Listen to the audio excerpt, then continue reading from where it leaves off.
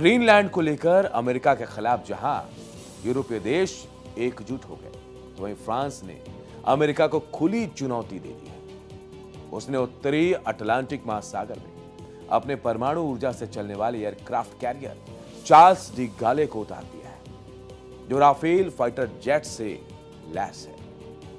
आपको बता दें, ग्रीनलैंड पर अमेरिकी सेना के हमले के खतरे को देखते हुए फ्रांस ने मोर्चा खोल दिया है।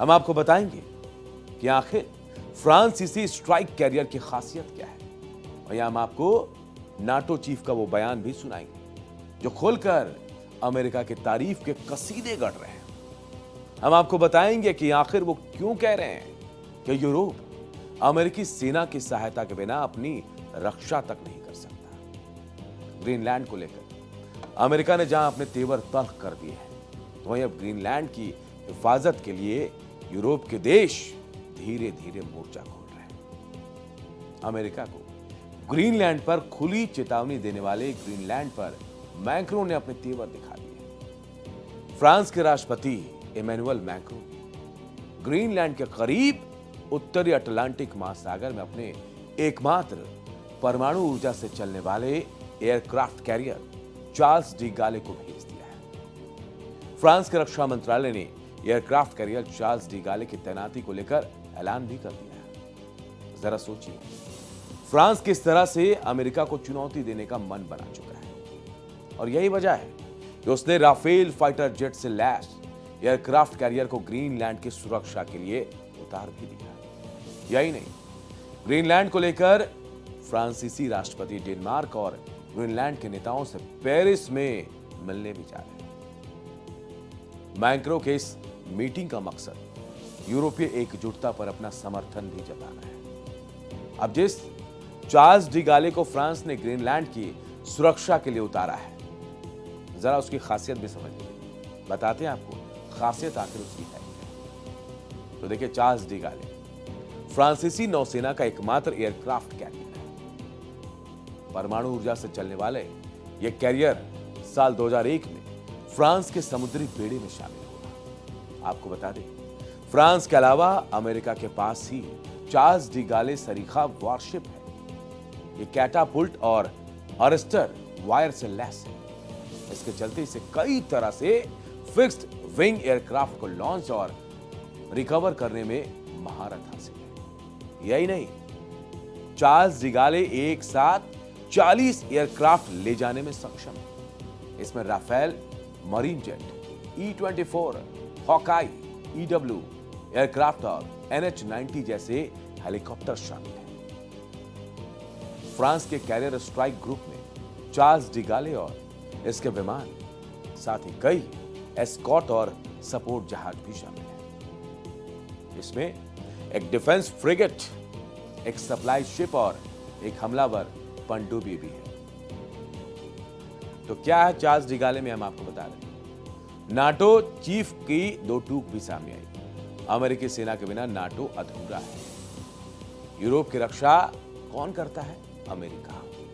नाटो चीफ कह रहे मार्क रूटे, अपना सैन्य बजट बढ़ा यूरोप, तब अमेरिका के सामने खड़ा हो पाएगा। इसके अलावा यूरोप अमेरिका एक दूसरे की जरूरत है, ये नाटो चीफ कह रहे हैं। और यह भी बताया जा रहा है कि अमेरिकी सेना के बिना नाटो अधूरा है, क्योंकि ज्यादातर जो फंड है, जो सुरक्षा व्यवस्था, ज्यादातर सैनिक अमेरिका ही नाटो को मुहैया कराता है।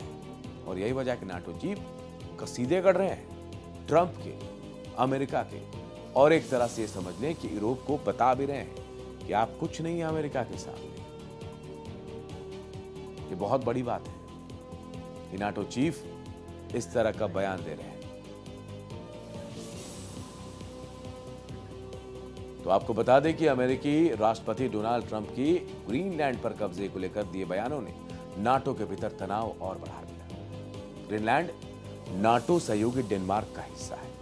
ट्रंप ने धमकी दी थी कि वो ग्रीनलैंड के यूरोपीय समर्थकों पर नए टैरिफ लगा रहे हैं। हालांकि बाद में उन्होंने अपनी धमकियां वापस भी ली। अब आपको बताते हैं कि आखिर नाटो है क्या। तो नाटो देखिए, जिसका पूरा नाम नॉर्थ अटलांटिक ट्रीटी ऑर्गेनाइजेशन है। 32 देशों का सैन्य संगठन, जिसमें अमेरिका 12 संस्थापक देशों में से एक है। नाटो गठबंधन के मुख्य सिद्धांतों में से एक है आर्टिकल 5, जिसमें कहा गया एक या ज्यादा सदस्यों पर किया गया कोई भी हथियारबंद हमला सभी पर हमला माना जाएगा। अमेरिकी राष्ट्रपति डोनाल्ड ट्रंप की ग्रीनलैंड पर कब्जे की धमकियों ने यूरोपीय देशों को भी एकजुट कर दिया है। ट्रंप की नाटो को भी दो टूट। जी हां, क्या कहा है सुनिए। ग्रीनलैंड पर नाटो में टूट को लेकर ट्रंप कह रहे हैं कि किसी ने भी नाटो के लिए मुझसे ज्यादा कुछ नहीं किया। उन्होंने कहा नाटो खुश होगा और हम भी खुश होंगे। इसके अलावा ट्रंप ने कहा हमें दुनिया की सुरक्षा के लिए इसकी जरूरत है। किसकी?